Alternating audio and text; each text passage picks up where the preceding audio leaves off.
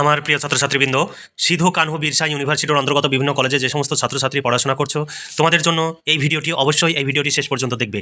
যাদের ফার্স্ট সেমিস্টারে এবার নতুন ভর্তি হয়েছো এবং তোমাদের এডুকেশন মাইনর বিষয় রয়েছে, তোমাদের জন্য এই সাজেশনের ভিডিওটি কোনো রকমের স্কিপ না করে শেষ পর্যন্ত দেখবে এবং বন্ধুদের সঙ্গে শেয়ার করবে। ভিডিওতে অবশ্যই লাইক করবে, তাহলে তোমাদের ইউনিভার্সিটির বিভিন্ন বিষয়ের সাজেশন আমরা বেশি বেশি করে নিয়ে আসবো। তাই তোমরা তোমাদের এই সুবিধার জন্য অবশ্যই আমার চ্যানেলটিকে সাবস্ক্রাইব করবে এবং বন্ধুদের সঙ্গে শেয়ার করবে। বেশি পরিমাণে শেয়ার কমেন্টস হলে এবং রিকোয়েস্ট আসলে তোমাদের সমস্ত বিষয়ের নোটসপত্র তোমরা পেয়ে যাবে। দেখো, তোমাদের এডুকেশন মাইনরের সিলেবাসে রয়েছে philosophical and sociological of education. এই সিলেবাসের উপরে 5 ও 10 মার্কের প্রশ্নের সাজেশন 2023-24। তোমরা যদি আজকের এই সাজেশন অনুযায়ী প্রশ্নোত্তরের পিডিএফ কপি সংগ্রহ করতে চাও, তাহলে 250 টাকা তোমাদের পেমেন্ট করতে হবে। শর্ট প্রশ্ন এবং বড় প্রশ্ন উত্তর সহ কমপ্লিট পেয়ে যাবে। এগুলো পড়লেই তোমরা পরীক্ষায় 100% কমন পাবে। দেখো, প্রথমে সিলেবাস এখানে দেওয়া রয়েছে। সিলেবাসটি এবার 2023 শিক্ষাবর্ষের যে সিলেবাস, শিক্ষা দর্শন রয়েছে, অর্থাৎ ফিলোসফিক্যাল অফ এডুকেশন। ইউনিট 1-এ রয়েছে শিক্ষার অর্থ, প্রকৃতি ও পরিধি। 2 নম্বরে রয়েছে শিক্ষার লক্ষ্য উদ্দেশ্য, ব্যক্তিতান্ত্রিক লক্ষ্য, সমাজতান্ত্রিক লক্ষ্য। তারপরে শিক্ষার সংজ্ঞা, আনুষ্ঠানিক, অপ্রাতিষ্ঠানিক, অনানুষ্ঠানিক। ইউনিট 2-এ রয়েছে দর্শনের স্কুল এবং তাদের শিক্ষাগত অবদান, দর্শন ও শিক্ষার সম্পর্ক, মহান শিক্ষাবিদ এবং তাদের শিক্ষা দর্শন, রবীন্দ্রনাথ এবং জ্যাক রুশো। ইউনিট 3-তে রয়েছে শিক্ষাগত সমাজবিজ্ঞান, অর্থাৎ সোশিওলজিক্যাল অফ এডুকেশন, সমাজবিজ্ঞান, সমাজের বৈজ্ঞানিক অধ্যয়ন, সামাজিকীকরণ এবং শিক্ষার প্রক্রিয়া, সামাজিক গোষ্ঠীর প্রাথমিক ধারণা, সামাজিক স্তরবিন্যাস, সামাজিক গতিশীলতা এবং সামাজিক পরিবর্তন, সমসাময়িক সমস্যা, শিক্ষায়ন এবং বেসরকারীকরণ। এই ছিল তোমাদের সিলেবাস। এই সিলেবাস অনুযায়ী এবার সাজেশনটি দেখে নাও। প্রথমে ফিলোসফিক্যাল অফ এডুকেশন, এখান থেকে তোমাদের সাজেশনের প্রশ্নগুলো তুলে ধরবো। তোমাদের 2টি পার্ট রয়েছে, 2টি পার্টেরই এখানে সাজেশন রয়েছে এবং এই সাজেশন অনুযায়ী প্রশ্ন উত্তর এই পিডিএফ কপিতে যেভাবে তোমরা দেখছো এইভাবেই তোমরা পেয়ে যাবে। তোমাদের 250 টাকা পেমেন্ট করতে হবে। শর্ট প্রশ্ন এবং বড় প্রশ্ন কমপ্লিট উত্তর সহ তোমরা পেয়ে যাবে।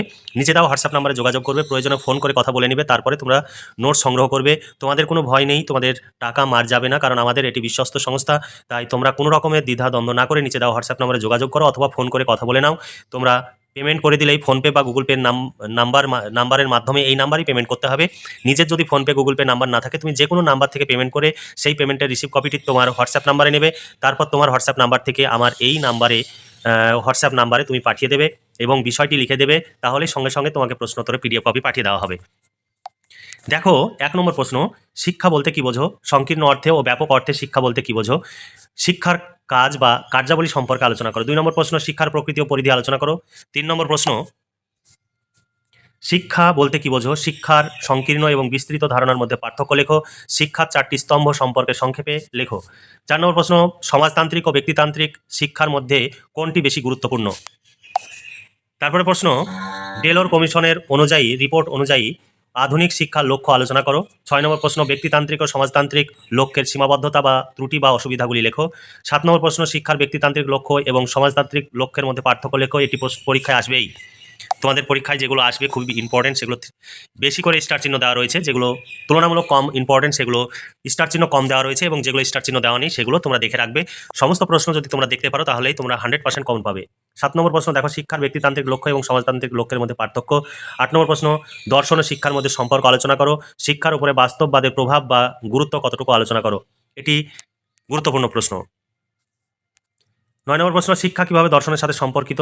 বাস্তববাদ থেকে আদর্শবাদ কি আলাদা? আলোচনা করো।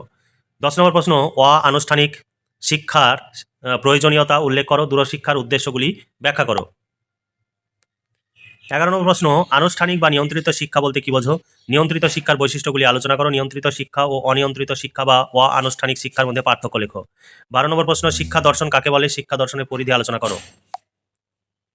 13 নম্বর প্রশ্ন, রবীন্দ্রনাথের দৃষ্টিকোণ থেকে শিক্ষার লক্ষ্য, পাঠ্যক্রম, শিক্ষাদান পদ্ধতি, শৃঙ্খলা, শিক্ষকের ভূমিকা সম্পর্কে আলোচনা করো অথবা রবীন্দ্রনাথের শিক্ষা দর্শন আলোচনা করো।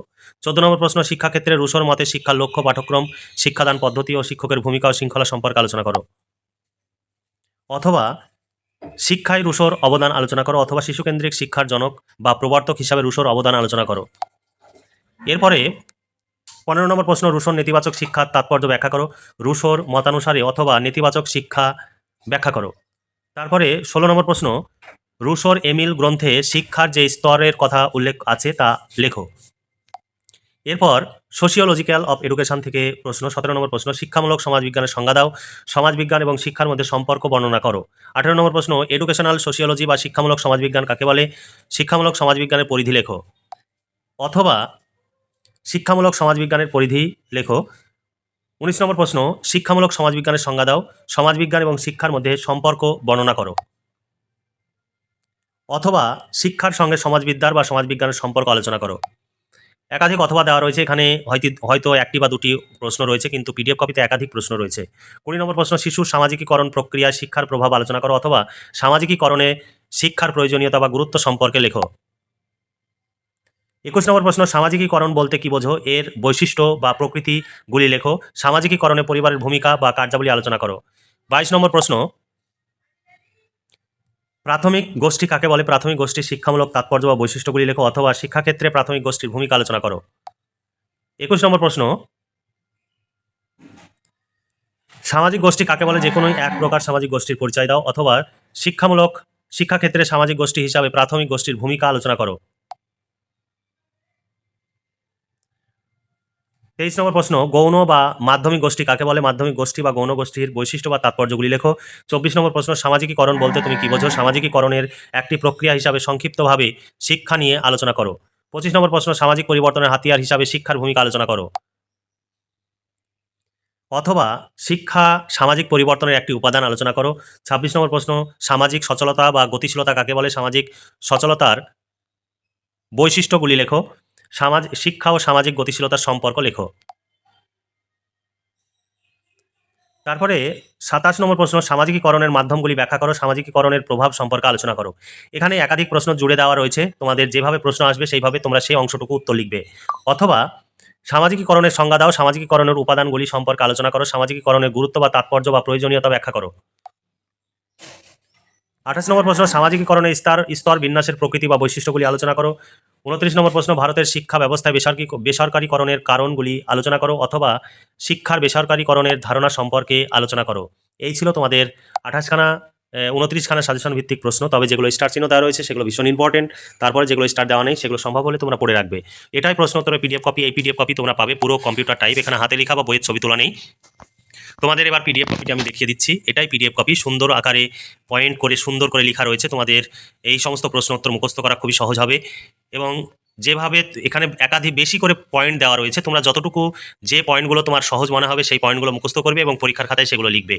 এখানে বেশি পয়েন্ট দিয়েছি মানে এই নয় যে তোমাকে সমস্ত পয়েন্ট পরীক্ষা লিখতে হবে। এখানে সব রকমভাবে প্রশ্ন রয়েছে এবং কিভাবে প্রশ্ন আসলে কিভাবে উত্তর লিখতে হবে সেগুলো এখানে দেওয়া রয়েছে। তাই তোমাদের কোনো রকমের চিন্তা করতে হবে না। এই প্রশ্ন উত্তরগুলো পড়লেই যেমনভাবে প্রশ্ন আসুক না কেন, যেভাবে প্রশ্ন আসুক না কেন, সমস্ত প্রশ্নের উত্তর তোমরা করতে পারবে। এখানে সেই পিডিএফ কপিটি পুরো দেখতে পাচ্ছ এইরকমভাবেই, পুরোটাই কম্পিউটার টাইপ। এখানে হাতে লেখা বা বইয়ের ছবি তোলা কোনো কিছুই নেই, এখানে পুরো কম্পিউটার টাইপ। এগুলো সব তৈরি করা নোটস। তাই তোমরা চাইলে আজই নিচে দেওয়া হোয়াটসঅ্যাপ নাম্বারে যোগাযোগ করো, এবং এই নাম্বারেই তোমাদের ফোনপে বা গুগল পের মাধ্যমে পেমেন্ট করতে হবে। নিজের যদি ফোনপে বা গুগল পে নাম্বার থাকে তাহলে সেই নাম্বার থেকে পেমেন্ট করবে, অথবা অন্য কারো নাম্বার থেকে পেমেন্ট করার পর সেই পেমেন্টের অরিজিনাল রিসিভ কপিটি শেয়ার অপশানের মাধ্যমে তোমার নিজের হোয়াটসঅ্যাপে নেবে।